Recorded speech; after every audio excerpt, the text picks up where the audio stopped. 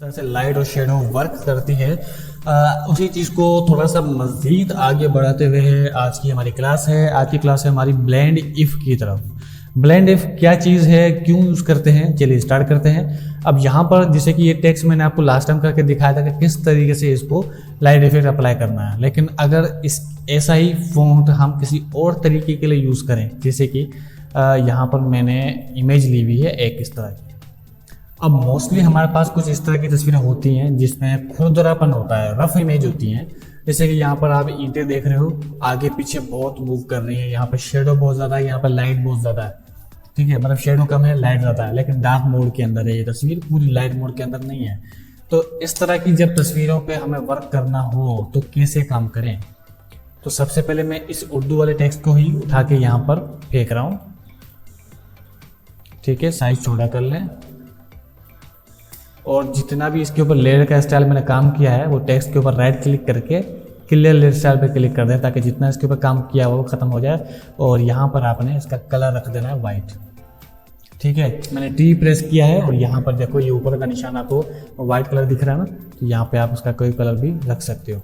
अच्छा, उसके बाद ये भी मुझे टेक्स्ट उठा के इधर करना है, लेकिन यहाँ पे छोटी सी गड़बड़ है, वो मुझे सेट करनी है। वो ये कि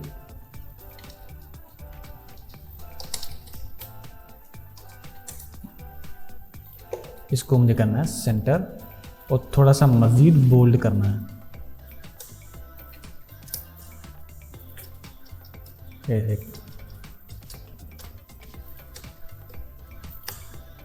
ठीक है, बोल्ड करने से फ़ायदा ये होता है कि आपको चीज़ें समझ में अच्छे से आती हैं। ठीक है, चलो अब दो चीज़ें हमने यहाँ पर कर ली। मैं थोड़ी उर्दू को करता हूँ ऊपर और इसको थोड़ा सा करता हूँ नीचे, ताकि आपको क्लियरली हर बात समझ में आए। अब सबसे पहले अगर आप यहाँ पर जाओ और बेवल एम्बोस के अंदर ही हम जा रहे हैं वापस, और यहाँ पे जितनी भी सेटिंग थी उसको हम रीसेट कर देते हैं। इसको 0 पे लेके आ जाओ, इसको 0 ऑलरेडी है, इसको 75 कर दो। ठीक है, अब ये अपनी डिफ़ॉल्ट सेटिंग पे आ चुका है। अब यहाँ पर एक्स्ट्रा कॉन्टोर भी दिया हुआ है, जो कॉन्टोर हमें यहाँ पर, ये जो कॉन्टोर है ये इस लाइट को सेट करने के लिए होता है। और जब ये सारा कुछ सेट हो जाए तो इसको और मज़ीद बेहतर करने के लिए फिर हम कॉन्टोर का इस्तेमाल करते हैं। तरीक़ेकार मैंने सारा बताया हुआ है, तो मैं भी रिपीट नहीं करूँगा। टेक्सचर मैंने एक चीज़ पहले बताई हुई है कि हम पैटर्न यूज़ कर रहे होते हैं। पैटर्न के अंदर बस प्रॉब्लम ये है कि वो जो होता है वो उसका अपना कलर होता है पैटर्न के अंदर, जबकि टेक्सचर के अंदर अपना कोई कलर नहीं होता। उसको आप कोई सा भी कलर दे सकते हो और उसकी आप डेप्थ भी दे सकते हो। तो अभी आप जो टेक्स्ट देख रहे हो ना, उसके ऊपर जो एक फूल का निशान आ रहा है, ये डेप्थ आ रही है। ये देखो, आप यहाँ पे डेप्थ का ऑप्शन मिल रहा है, क्या दिया है +100। अगर मैं इसको ऐसे करता हूँ, देखो मिल जाएगा, और ये अपोजिट डेप्थ आ रही है, और ये देखो ये अब इनर डेप्थ आ रही है। तो ये आप किसी भी टेक्स्ट के ऊपर जब डेप्थ आप देखते हैं, डेप्थ का मतलब ये होता है उसके अंदर खड्डे आपको चाहिए किसी भी बोल्ड ऑब्जेक्ट के अंदर, तो वो आपको ये टेक्सचर अप्लाई करके देगा।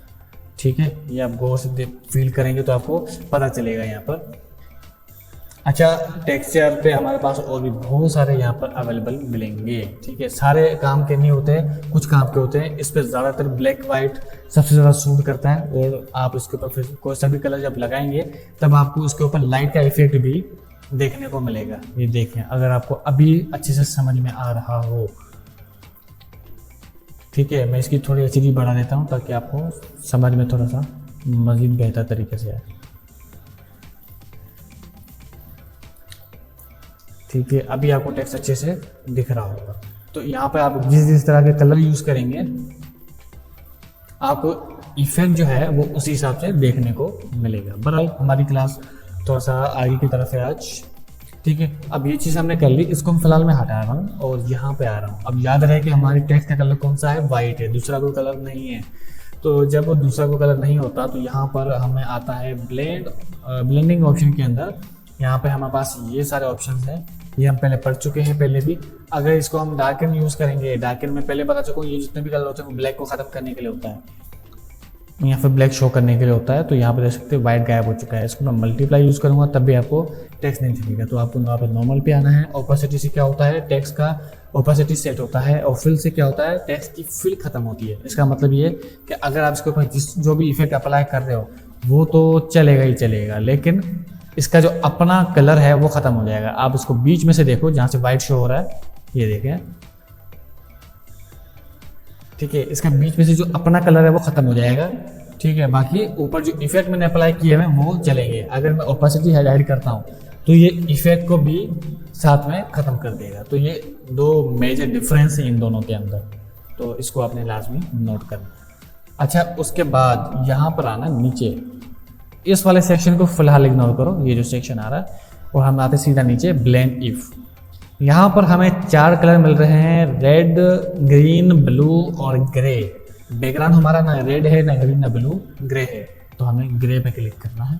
और ये जो हमारे पास पॉइंटर दिए हुए हैं, ये और ये आप गौर करें तो ये दोनों स्प्लिट हुए पड़े हैं।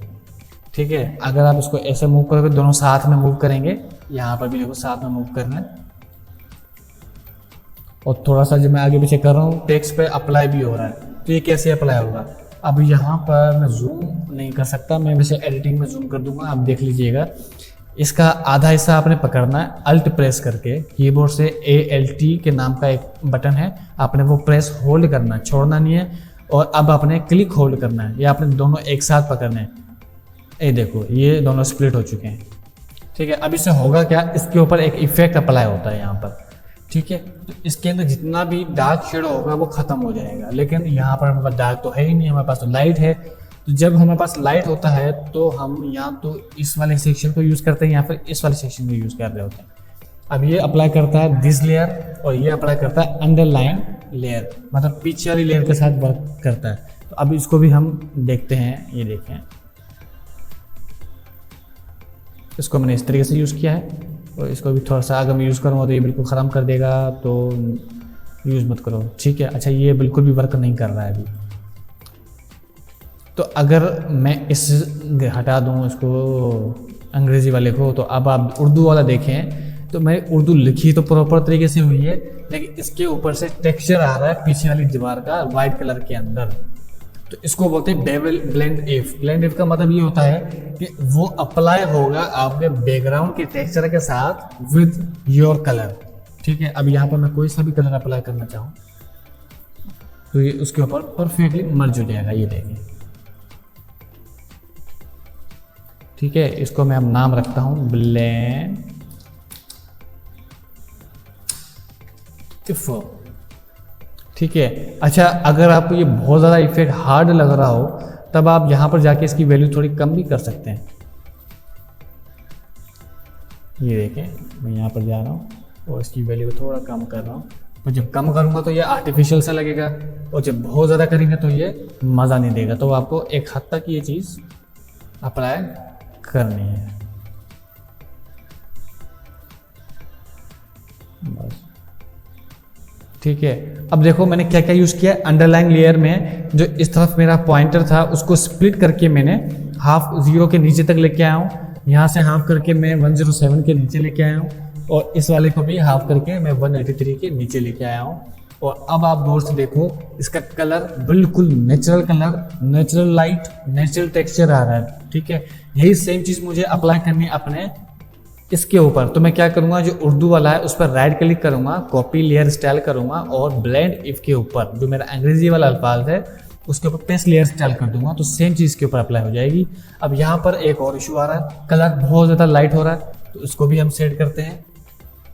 यहाँ पर जाते हैं, और इसकी वजह से मैंने लाइट को सेट किया था, तो यहाँ से इसकी लाइट सेट हो चुकी है, और इसको थोड़ा सा मज़ीद बेहतर बनाते हैं। ठीक है, अब उसके ऊपर आप कोई सा भी कलर रखना चाहो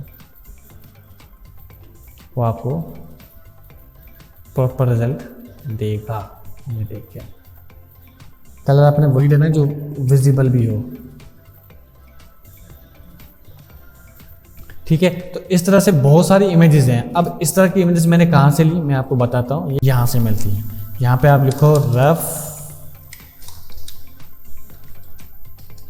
वॉल इमेजेस 4K HD, तो यहाँ पे आपको बहुत सारी HDs में मिलेंगी। अगर आप वॉल नहीं उठाना चाह रहे तो यहाँ पे नॉइजी इमेजेस भी लिख सकते हैं। देखो, अब यहाँ पे आपको बहुत तरह की नॉइजी इमेज भी मिलती हैं। ठीक है, यहाँ पर आप ये भी लिख सकते हैं cringe images, cringe dotted images. तो इस तरह के टेक्स्ट भी आपको टेक्सचर भी यूज़ कर सकते हैं, पैटर्न यूज़ कर सकते हैं। तो इन पर भी ये चीज़ें अप्लाई हो सकती हैं। तो यकीनन आपको ये क्लास समझ में आई होगी और काफ़ी काम की क्लास है ये। इसका प्रैक्टिकल हम अपनी आने वाली क्लास में करेंगे। मिलते हैं अगली क्लास में। शुक्रिया।